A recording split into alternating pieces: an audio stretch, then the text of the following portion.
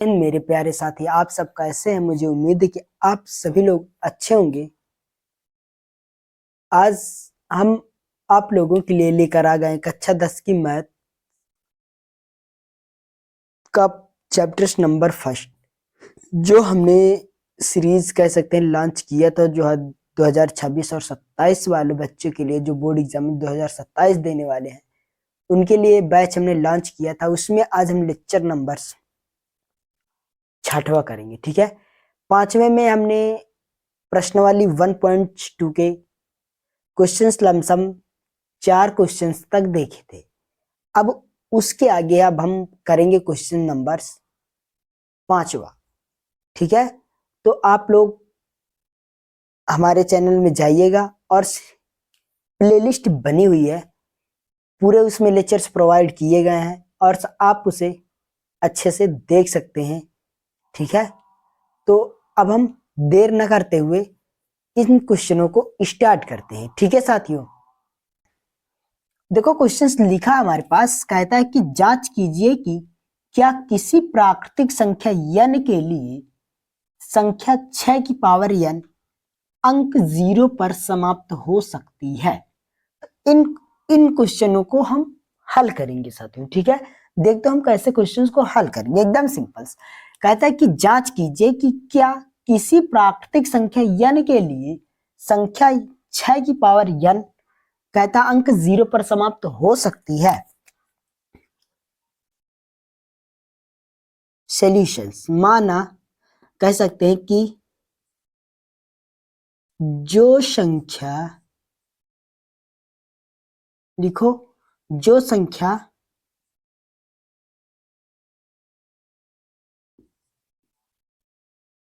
शून्य अर्थात 0, जो संख्या शून्य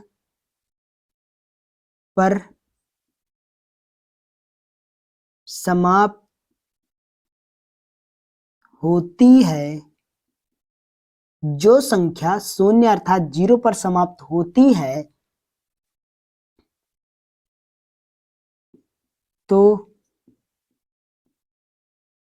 उसके अभाज्य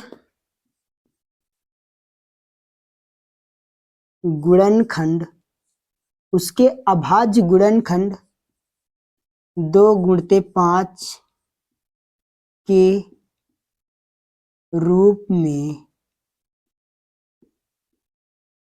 होती है। ये हमने लिखा। ठीक है, अब हमारे पास दिया है संख्या 6 की पावर n अंक 0 पर समाप्त हो सकती है। तो यहाँ पास देखो 6 की पावर n, 6 की पावर n लिखा है। इसको हम 6 की पावर n को हम लिख सकते हैं 2×6, 2×6 अर्थात 6 की पावर n है तो पूरे की पावर n लग जाएगा। अतः लिख सकते हैं कि 6 की पावर n किसी मान n के लिए, किसी 6 की पावर n किसी मान n के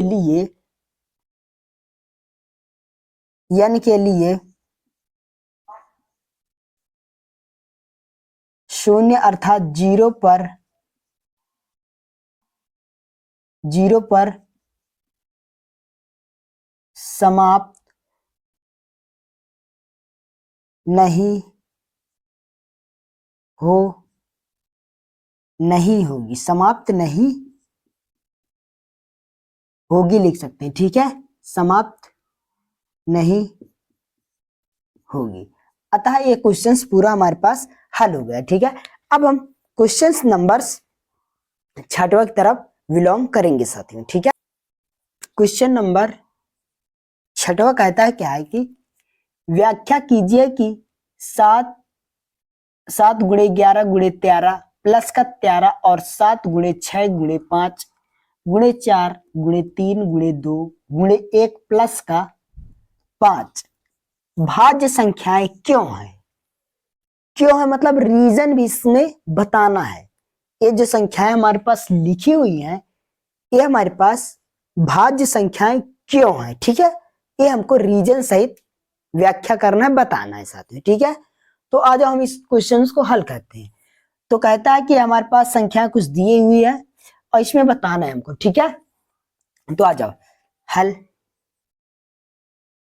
सॉल्यूशंस में देखेंगे हमारे पास क्या लिखा है, 7 गुणते 11 गुणते 13 प्लस का 13, ठीक है। इसको हम कह सकते हैं ए मान लो, क्या मान लो, ए बराबर इतना दिया है और बी बराबर इसको बी मान लो पूरा। क्या है, 7 गुणते 6 गुणते 5 गुणते 4 गुणे 3 गुणते 2 गुणते 1 प्लस का 5, ये हमारे पास दिया हुआ है। तो पहले हम ए वाला टर्म को हल करेंगे, ठीक है।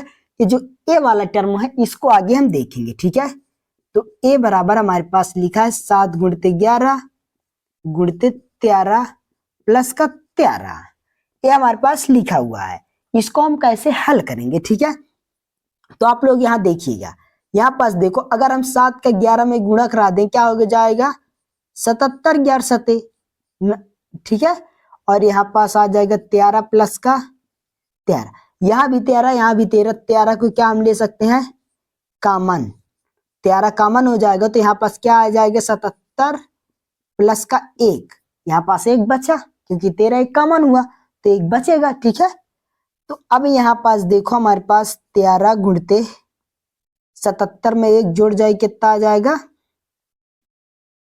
78, तो ये हमारे पास आया, ठीक है। ये निकल के आ गया साथियों, ठीक है। अब इसमें हम लिखेंगे, ठीक है, इसमें अब हम लिखेंगे कि यह एक भाज्य संख्या है। क्यों है, क्योंकि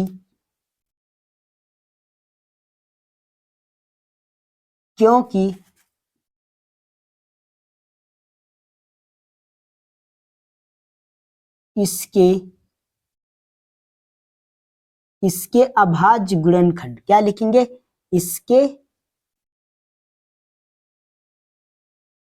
अभाज्य गुणनखंड 1 से अधिक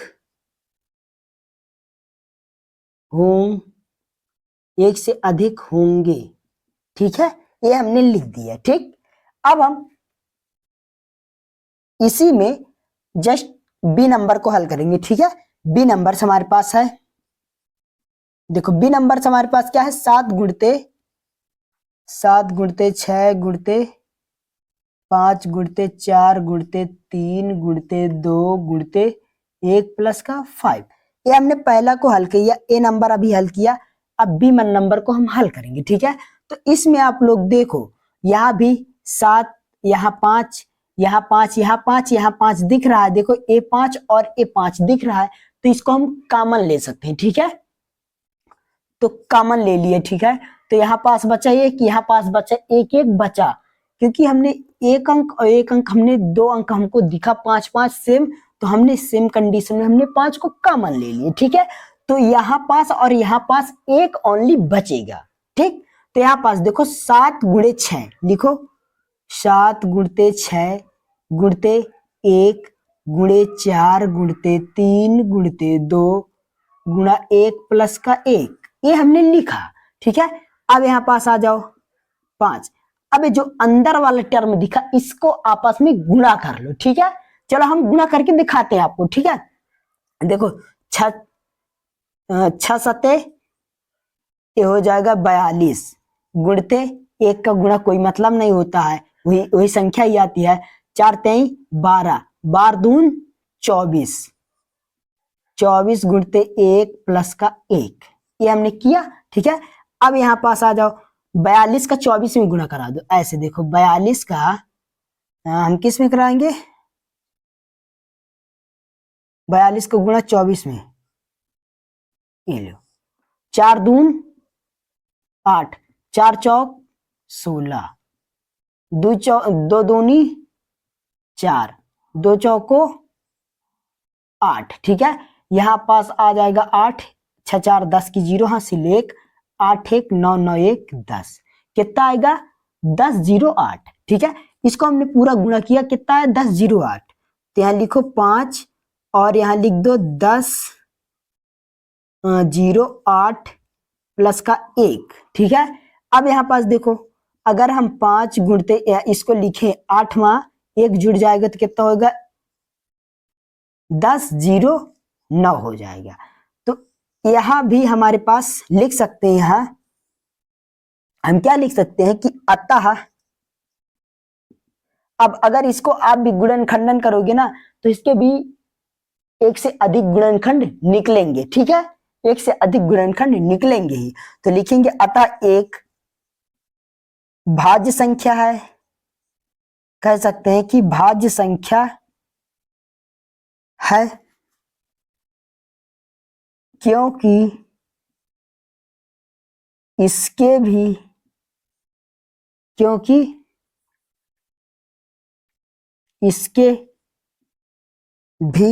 ठीक है, इसके भी गुणनखंड, कह सकते हैं कि गुणनखंड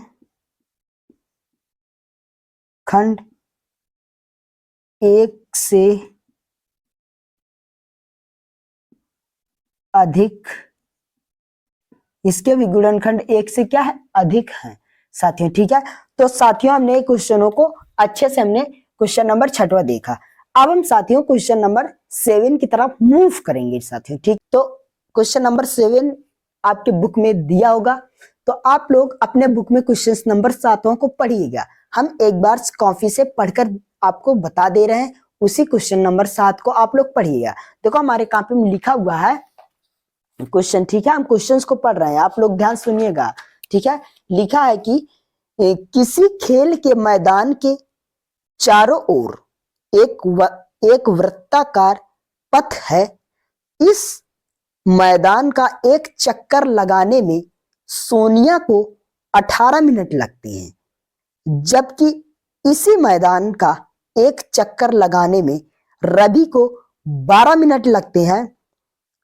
मान के लिए वे दोनों, ठीक है, मान के लिए वे दोनों एक ही स्थान और एक ही समय पर चलना प्रारंभ करके एक ही दिशा में चलते हैं, कितने समय बाद वे पुनः प्रारंभ स्थान पर मिलेंगे, पूछ रहा है, ठीक है।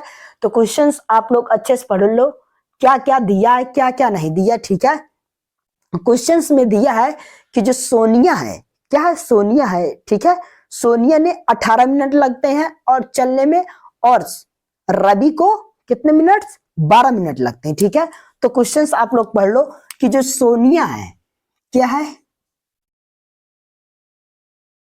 सोनिया को एक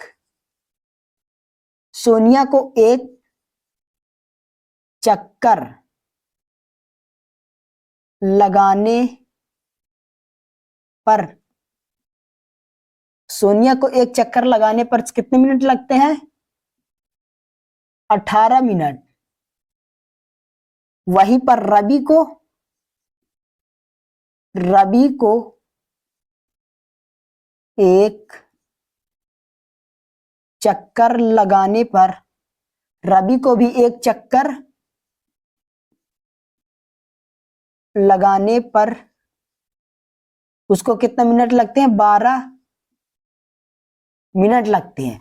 अब कहता है 12 मिनट लगते हैं, ठीक है। अब कहता है इन दोनों को मिलाने पर वो कब मिलेंगे एक ही स्थान पर, ठीक है। तो हम कह सकते हैं कि दोनों को मिलने पर अर्थात जो हमारे पास एलसीएम क्या है, एलसीएम, ठीक है, कह सकते हैं एलसीएम 18, 12 पर मिलेंगे। इन दोनों एक साथ कब मिलेंगे ये पूछ रहा है, ठीक है। तो यहाँ पास हमारे पास एलसीएम ए दिया है, ठीक है। अब हमको निकालना है एलसीएम का मान निकालना है, ठीक है। तो यहाँ पास देखो हम ये सोल्यूशन सी कर रहे हैं साथियों, ठीक है। आपको एग्जाम में इसी तरह लिखना है, कोई प्रकार की गलतियां नहीं होनी चाहिए। ठीक है, बस आ जाओ। यहाँ पास हम सोल्यूशन ही कर रहे हैं, ठीक है। अब यहाँ पास देखो 18 और 12 दिया है, तो अगर हम 18 को खंडन कर लो ऐसे, ठीक है, एकदम नया तरीका है लगाने का, ठीक है। आप लोग इस क्वेश्चन को लगाने के लिए बहुत तरीके मिलेंगे, लेकिन मेरा तरीका जो है अलग है साथियों, ठीक है। आप लोग मेरे तरीके को फॉलो करिए, एग्जाम में अच्छा करके आओगे साथियों, ठीक है, मेरा ये आपसे वादा है, समझ गए। देखो 18 को काटो, 2 9 18, 3 त्रिक 9, 3 1 9 1, कट गया। अब 12 काट लो, इसी तरह गुणनखंडन कर लो साथियों, ठीक है। 2 6 12, 2 तिहाई 6, 3 1 9 3, ये कर लिए, गुणनखंड कर लिए, ठीक है। अब यहां पास क्या कर लो, अब निकाल लो HCF। HCF क्या हो जाएगा, 18 कामा 12 का अगर HCF की बात कर ले साथियों, तो यहाँ पास थोड़ा सा अभी और लिख लें। देखो 18 का जो अभी हमने क्या किया, खंडन किया, क्या निकल गया वो लिखना है, ठीक है। यहाँ पास आ जाओ, 2 गुणते 3 गुणते 3। अब यहाँ पास 12 का जो हमने फैक्टर्स क्या निकले हमारे पास, 2 गुणते 2 गुणते 3 निकले। तो यहाँ पास HCF में क्या होता है, जो चीज दोनों में कॉमन होती है वही हमारे पास एलसीएम होता है, सॉरी HCF होता है, ठीक है। तो इसमें देखो क्या कॉमन मिल रही है, यहाँ भी 2 है, यहाँ भी 2 है, यहाँ भी 3, यहाँ भी 3, मतलब हमारे पास 1 2 कॉमन मिल रहा है, 1 3 कॉमन मिल रहा है, ठीक है। क्या मिल रहा है, 1 2 कॉमन और 1 3। अब 2 और 3 को गुणा करा देंगे, कितना आएगा, 6। तो HCF जो आएगा साथियों कितना आएगा, 6 आएगा, ठीक है। अब यहां पास अब हमने एक फार्मूला पढ़ा है, क्या हमने एक फार्मूला, अभी तक हमने फार्मूला पढ़ा है कि फार्मूला है क्या साथियों, देखो पहली संख्या गुणे दूसरी संख्या, ठीक है। फार्मूला क्या है कि पहली संख्या गुणे दूसरी संख्या बराबर एलसीएम गुणे HCF, ये हमने फार्मूला पढ़ा है। इसी फार्मूले में रख देंगे, हमारे पास एलसीएम आसानी से निकल आएगा, ठीक है।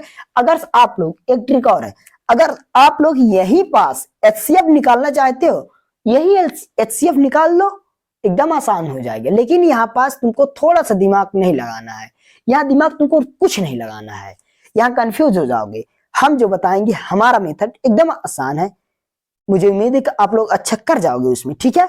तो उसमें देखो, ठीक, तो यहाँ पास हम सूत्र देखेंगे, ठीक है। सूत्र थोड़ा सा देखो, मेरा जो बताने का तरीका थोड़ा लॉन्ग जाएगा, लंबा जाएगा, लेकिन मजा आएगा साथियों लगाने में, समझ लो, ठीक है। देखो सूत्र हमारे पास क्या है, पहली संख्या गुणते दूसरी संख्या बराबर एलसीएम गुणे HCF। कह सकते हैं ये हमारे